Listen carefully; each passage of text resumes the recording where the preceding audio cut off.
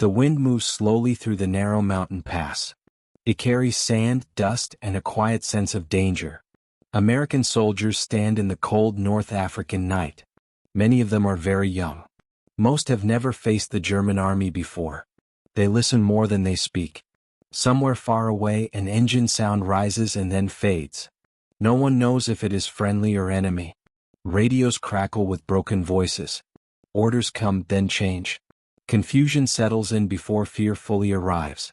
This place is called Kasserine Pass. It looks calm from a distance. Tall hills rise on both sides, dark and silent. But this silence is not peace. It is waiting. The soldiers feel it in their stomachs. Something is coming. They were told this position was safe. They were told the enemy was weak and tired. But the land tells a different story. The pass feels like a door that should never have been opened. One soldier grips his rifle tighter. He thinks about home. He thinks about training camps and long marches. None of that feels useful right now. He cannot see the enemy. He cannot hear clear commands.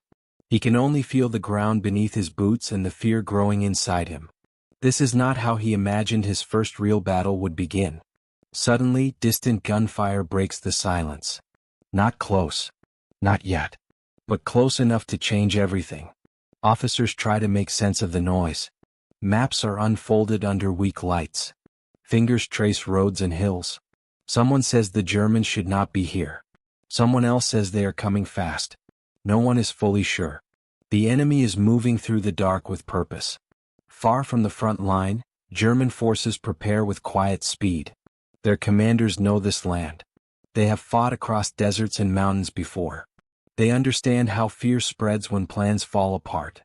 They are not many, but they are experienced. They move as if the night belongs to them. Their goal is simple. Strike hard. Break confidence. Then disappear before a strong answer can form. Back in the pass, American units begin to shift positions. Trucks stall. Lines of communication fail. One group waits for orders that never arrive. Another moves forward, not knowing friendly units have already pulled back. The night grows colder. The sense of control slips away piece by piece. This is not a single mistake. It is many small ones stacking together. As dawn approaches, the shape of the land becomes clearer. The hills are steeper than expected. The roads are narrow. Retreat will not be easy. Defense will be harder. The soldiers now understand they are not just holding ground. They are inside a trap shaped by stone and time. The pass offers no wide escape. Only forward or backward. And neither feels safe. The first real clash comes suddenly. German forces appear where no one expected them. American positions are tested from angles never planned for. Messages overlap on the radio. Some units fight bravely, holding on longer than anyone thought possible. Others pull back too soon, afraid of being surrounded. No one can see the full picture. Each man only knows what is happening right in front of him. Fear does not come as panic. It comes as silence, as hesitation, as the heavy feeling that something has gone very wrong. Officers shout orders, but their voices struggle against noise and distance. Training manuals offer no answers here. This battle is not clean. It is not clear. It is confusion moving faster than thought. For the first time, the United States Army is facing Germany in a full ground battle. This is not a test. This is not practice. This is real war. And the cost of learning will be paid in exhaustion, loss, and shaken belief. The men in the past do not know this yet. They only know they must survive the next hour. As the sun rises over Kasserine Pass, it lights up a battlefield that no longer feels controlled by anyone. Dust hangs in the air. The land seems to watch without judgment. History is beginning to turn here, not with a single loud moment, but with many quiet failures lining up together. What is happening in this narrow stretch of North Africa will not stay here. It will echo through command rooms, training camps, and future battles. But for now, none of that matters to the soldiers on the ground. For them, this moment is everything. Fear has arrived. And the battle has only just begun. Far from the narrow hills of Kasserine Pass, powerful leaders were watching the war with heavy eyes. Maps lay open on large tables. Lines were drawn in pencil and erased again. North Africa did not look important to many people back home. It was mostly desert, few cities, long distances. But in early 1943, this land carried the weight of the future. For the United States, this was more than just another front. This was their first real ground fight against Germany. Until now, American soldiers had trained, waited, and listened to stories from others. Britain had already faced German forces and paid a high price. The Soviet Union was fighting for survival in the East. America had power, factories, and numbers. But power on paper is not the same as power in battle. Leaders in Washington believed this campaign would prove something important.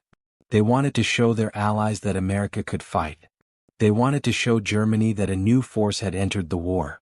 North Africa was supposed to be the beginning. A place to learn, yes, but also a place to win. Confidence was high. Too high. For Germany, the situation was very different. By this point in the war, pressure was coming from all sides. Supplies were harder to move. Air attacks were growing stronger. In North Africa, German forces were stretched thin. They knew they could not hold forever. But they also knew one thing very well. Experience still mattered. And their enemy lacked it. The German command saw Kasserine Pass as an opening.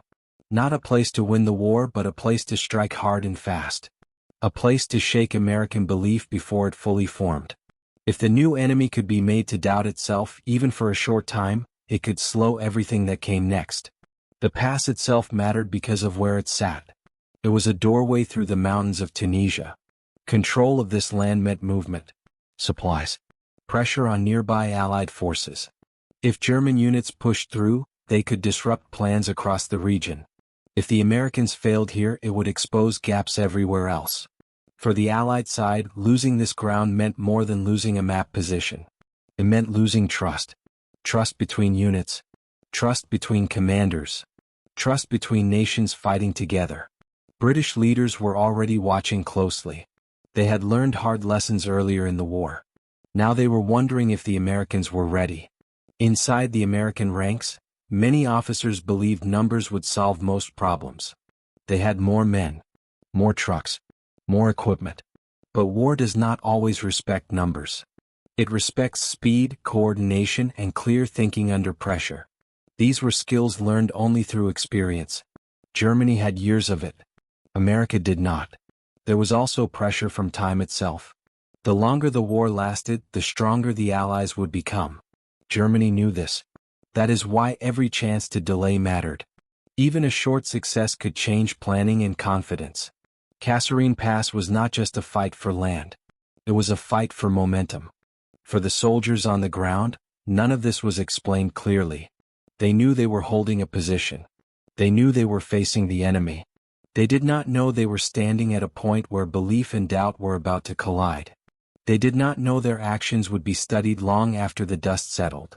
As fighting grew, reports traveled quickly. Some were accurate. Many were not.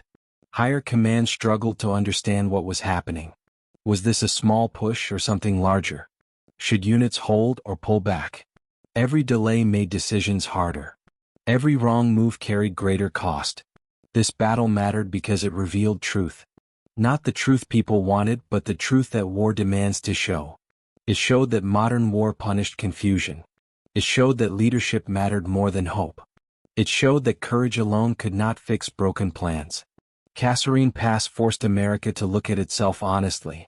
It forced leaders to admit that enthusiasm was not the same as readiness. That machines were not enough without clear command. That learning in war often comes through failure. For Germany, the battle offered a brief return of confidence. It proved that skill and timing could still hurt a stronger enemy. But it also hid a danger.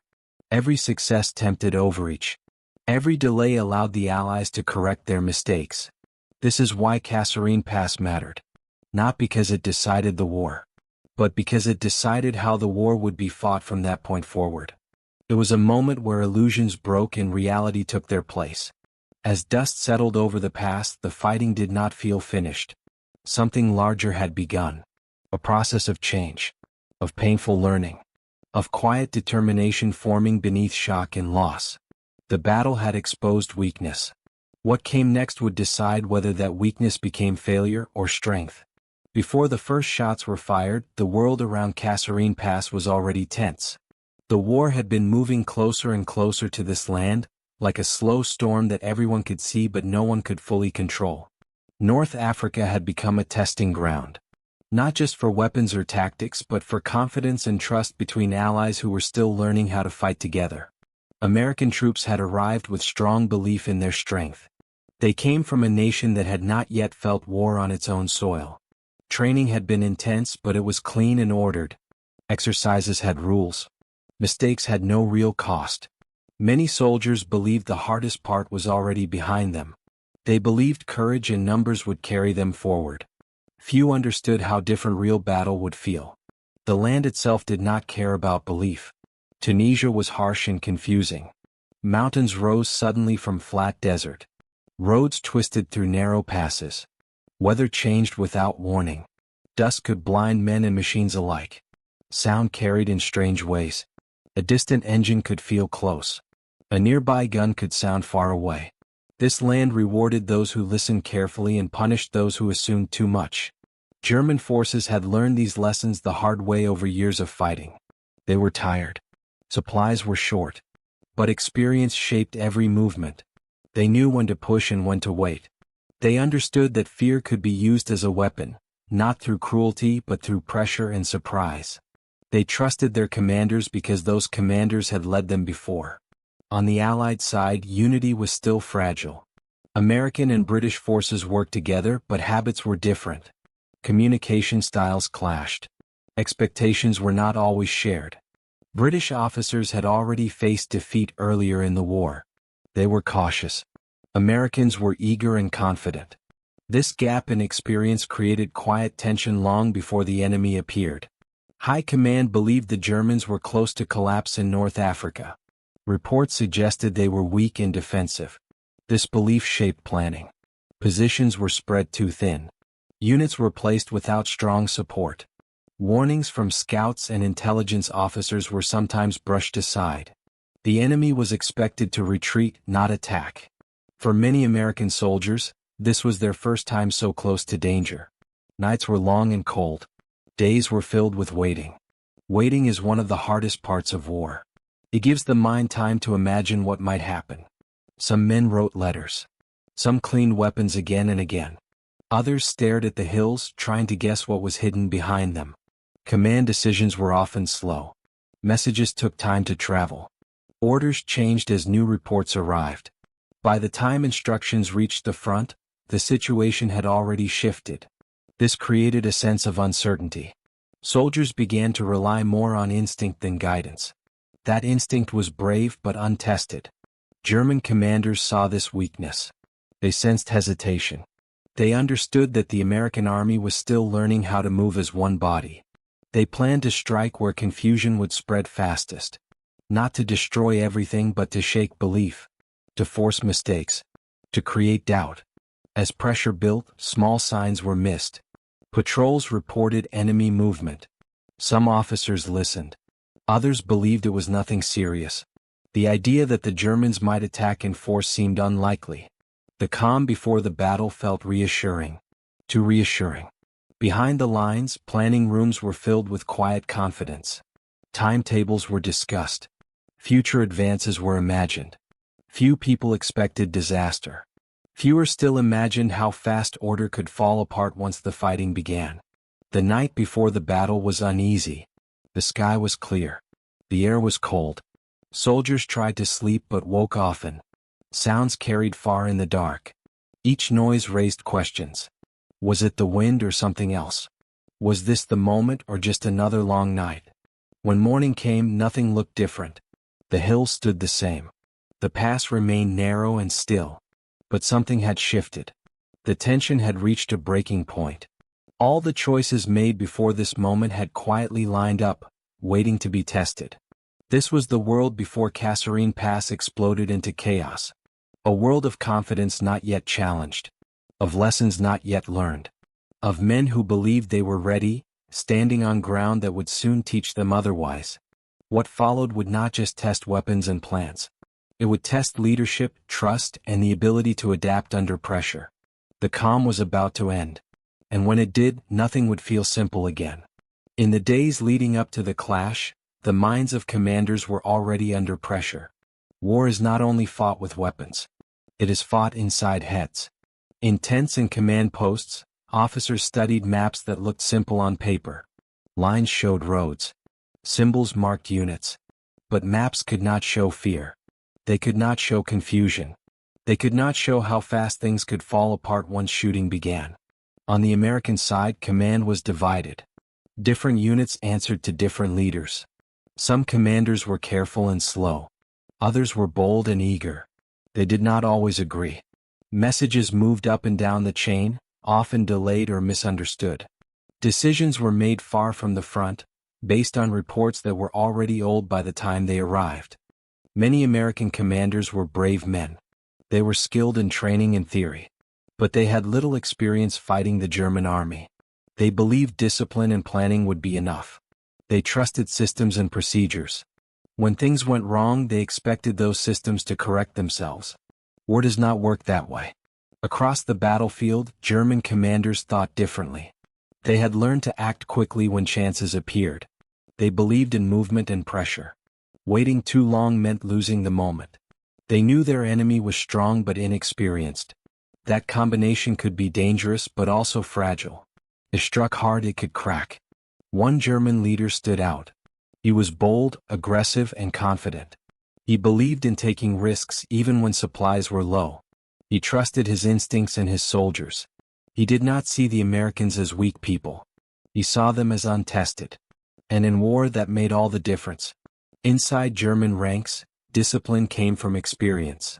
Soldiers trusted their officers because those officers had led them through danger before. Orders were clear. Movements were quick. There was little debate once a plan was set. This unity gave them an edge even when they were outnumbered.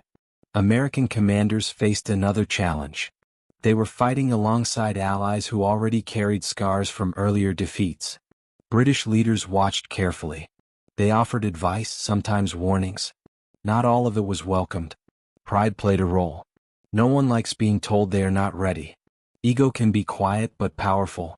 Some leaders believed admitting weakness would damage trust. Others feared that slowing down would look like fear.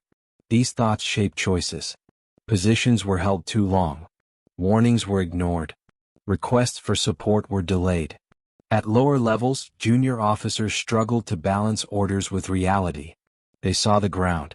They felt the tension. Sometimes what they were told did not match what they saw. Choosing whether to follow orders exactly or adjust on the spot became a heavy burden. Wrong choices could cost lives. Right choices were not always clear.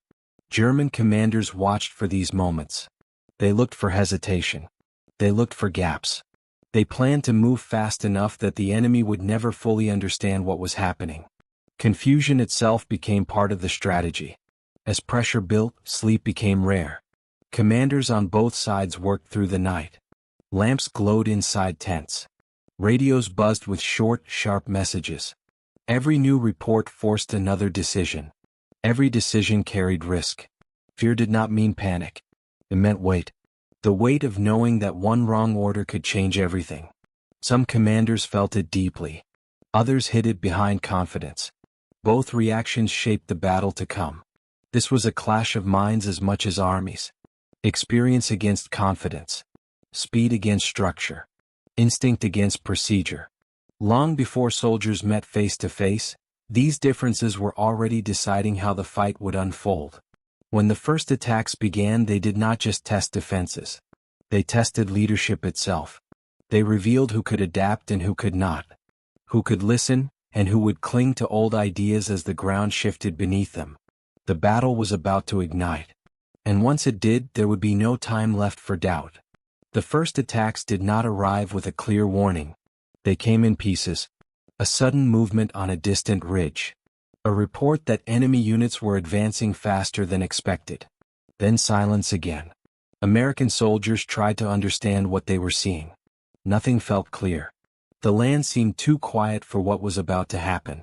Then the sound of engines grew louder. Not many at first. Just enough to make men look up from their positions. Dust rose on the horizon. Shapes moved between hills. German forces were pushing forward with speed and purpose. They were not testing. They were committing. American units reacted in different ways. Some opened fire quickly, trying to stop the advance before it gained strength. Others waited for orders that did not arrive in time. Radios filled with voices speaking at once. Words overlapped. Messages broke apart. The fog of war settled fast. The terrain turned every move into a problem. Narrow roads slowed vehicles. Hills blocked sight. Units lost contact with one another. A position that looked strong on a map felt exposed on the ground. Soldiers could not tell where the enemy was coming from or how many there were. German attacks pressed into these weaknesses. They moved through gaps that no one believed existed. They struck where defenses were thin. Their timing was sharp. When one American unit pulled back, another was left open without knowing it. Confusion spread faster than fear. Some American soldiers fought with great determination. Small groups held their ground longer than expected. They used what cover they had. They watched carefully. They waited until the enemy was close enough to be sure. These moments slowed the advance, but they could not stop it alone. Commanders struggled to regain control. Orders were sent, changed, and sent again. By the time they arrived, the situation had shifted. Units that were supposed to support each other were now separated by miles and uncertainty. The battlefield felt broken into pieces. German forces did not pause. They pushed through the pass with pressure and speed. They did not need perfect control. They needed momentum. Each successful move increased American doubt. Each retreat felt larger than it really was. Fear showed itself in quiet ways. Hands shook while loading weapons. Voices lowered on the radio. Soldiers checked the same direction again and again, unsure where danger would appear next. This was not panic. It was the heavy strain of not knowing what would happen next. Air support was called, but coordination failed. Timing was off. Targets were unclear. The land made everything harder. Dust and smoke blurred vision. The enemy moved quickly, then vanished behind hills. Frustration grew as plans failed to match reality. As the day wore on, exhaustion set in. Men had not slept well. Food was limited. Water was precious. Every decision felt harder. The heat of the day and the cold of the night both drained strength. The battle did not slow to allow rest. German commanders sensed the moment. They pressed where resistance weakened. They avoided strong points. They trusted their experience to guide them through uncertainty. Their goal was not total destruction. It was disruption. And it was working. By the time night returned, the battlefield felt unstable. Lines were no longer clear. Some units were unsure of their position.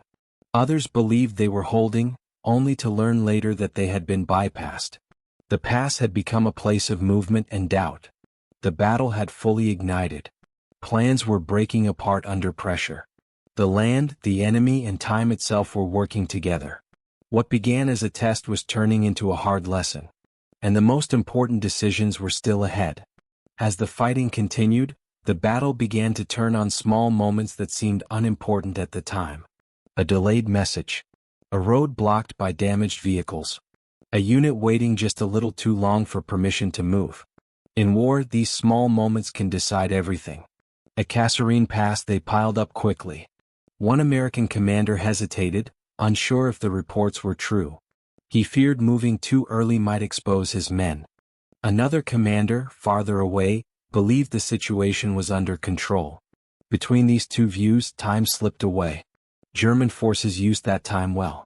They moved through gaps that were never meant to exist.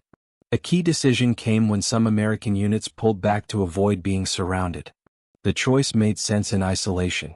Survival mattered. But the retreat opened space behind them. That space became a path for the enemy. Other units, unaware of the change, were left exposed. Coordination failed at the worst possible moment. German commanders watched closely. They did not rush blindly. They pushed where resistance weakened and paused where it strengthened. Their experience told them when to slow down and when to strike hard. Each move increased pressure without giving the enemy time to recover. Another turning point came with communication. Radios failed. Messages were unclear. Some orders never arrived. Others arrived too late. Soldiers on the ground made choices based on what they could see, not what they were told. This saved some units and cost others dearly. There was no single right answer, only hard choices made under stress. Air support could have changed the balance. But timing and coordination were poor. Requests were delayed. Targets were unclear. When help came, it did not always arrive where it was needed most. The battle moved faster than planning rooms could follow. In one area, a small American force held on longer than expected. Their resistance slowed the advance and bought time for others to regroup. Their stand did not change the outcome, but it mattered. It showed that courage existed even inside confusion. It showed that the army was learning even while losing ground. For the Germans, a critical decision was whether to push farther or stop. Supplies were low. The risk of overextending was real. Pushing too far could turn success into disaster. Their commanders chose to press just enough, then slow. This choice protected their forces and limited losses. Chance also played its role. A wrong turn on a narrow road delayed a unit. A sudden change in weather reduced visibility.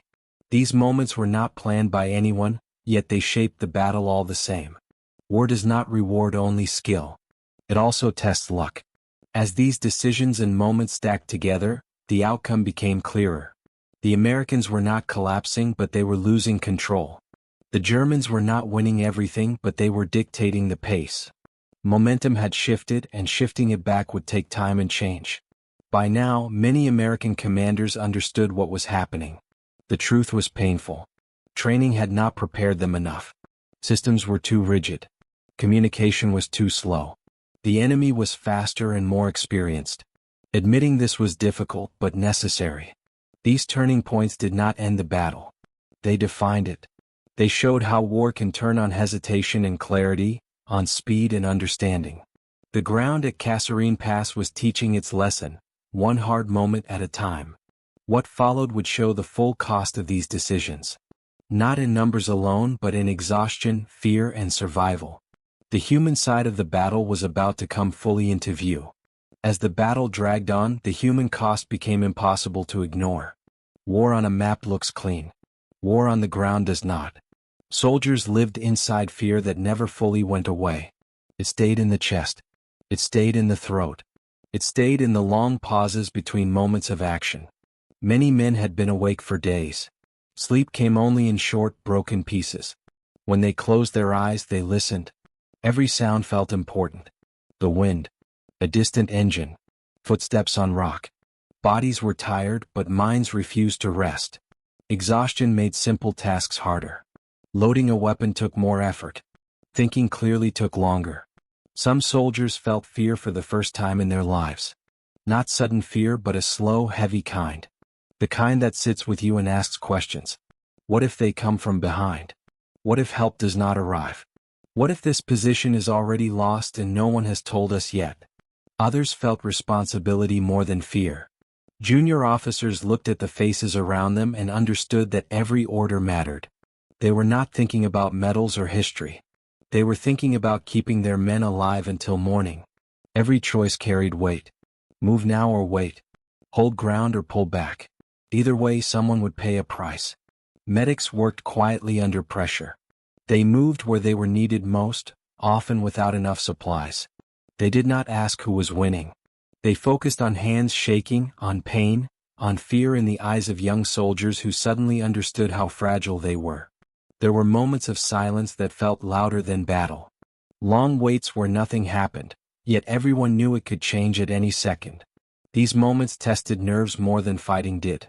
Waiting without knowing what comes next can break even strong people. Some soldiers felt shame. They wondered if they had failed. They wondered if pulling back meant weakness. They compared themselves to stories they had heard about earlier battles.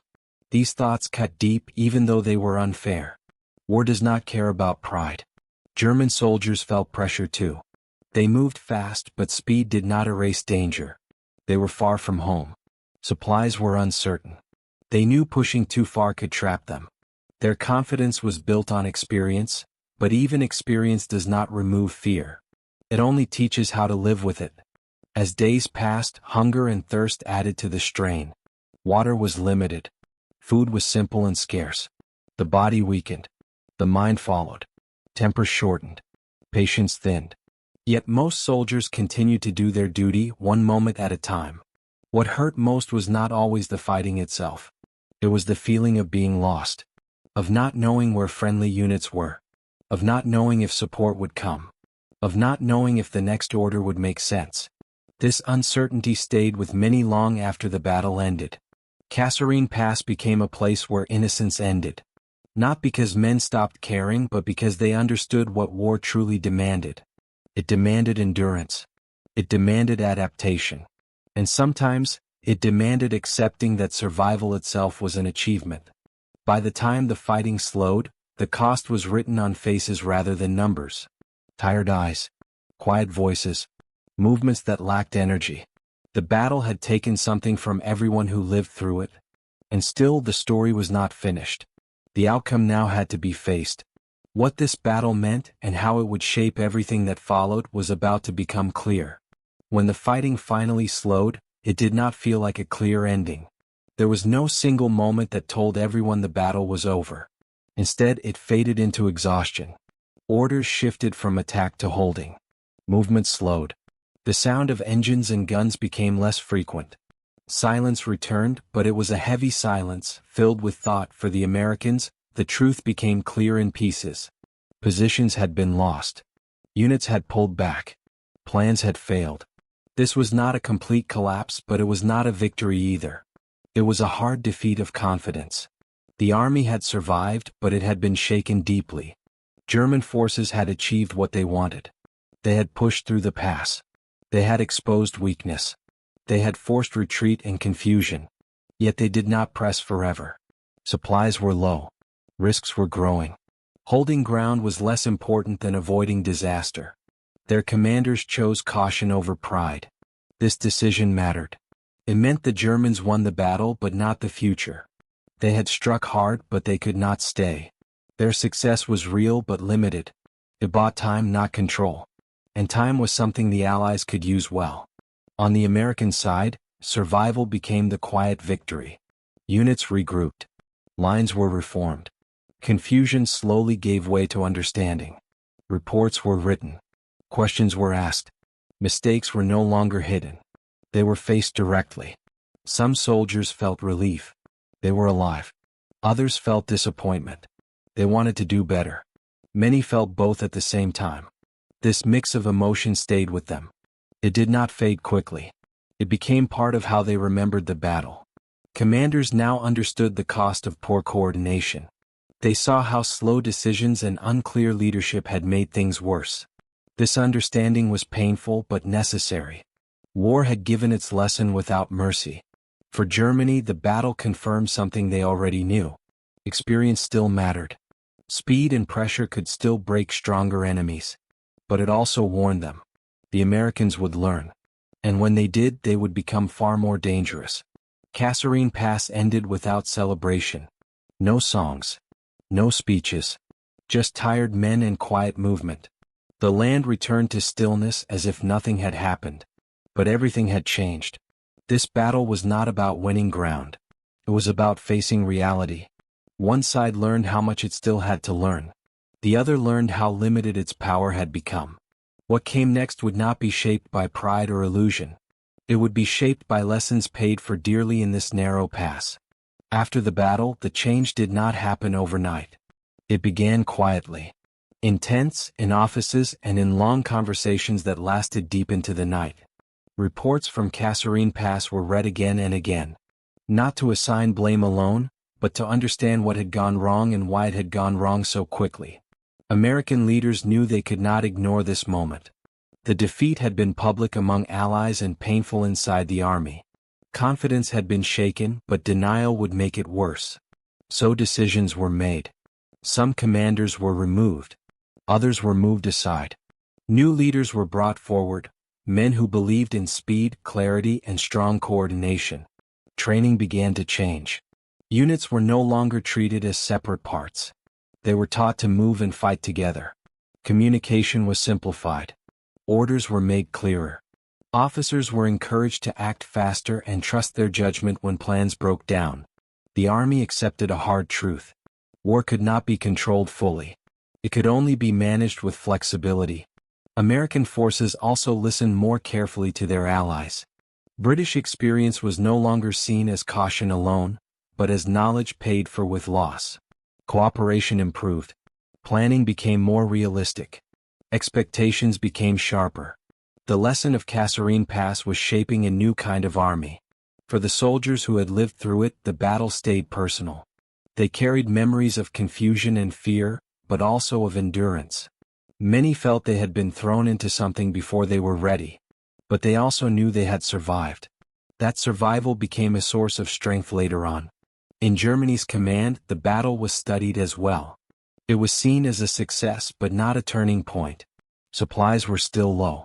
Pressure was still growing. The enemy had learned quickly. German leaders understood that future fights would be harder. The advantage of experience was shrinking. Kasserine Pass did not change the war in one day. It changed how the war was fought afterward. It forced improvement. It forced honesty. It forced adaptation. These changes would show their value in later battles, where the same army that struggled here would fight with confidence and control. The pass itself faded back into quiet hills and stone. No signs marked what had happened. No crowds gathered. Yet its impact traveled far beyond Tunisia. It reached into every future decision the American army would make in Europe. This battle is remembered not because it was glorious, but because it was necessary. It showed the cost of overconfidence. It showed that strength without experience is fragile. And it showed that failure, when faced honestly, can become the beginning of strength. Kasserine Pass stands as a reminder that war teaches harsh lessons. It does not care who is ready and who is not. It teaches anyway. And those who listen survive better than those who refuse to learn. This is where the story truly comes full circle. A narrow mountain pass became a classroom. A defeat became a foundation. And an untested army began the long journey toward becoming a force that would one day help end the war. If you found value in this journey through history and want more stories that explain not just what happened, but why it mattered, subscribe to the channel and stay with us for future documentaries.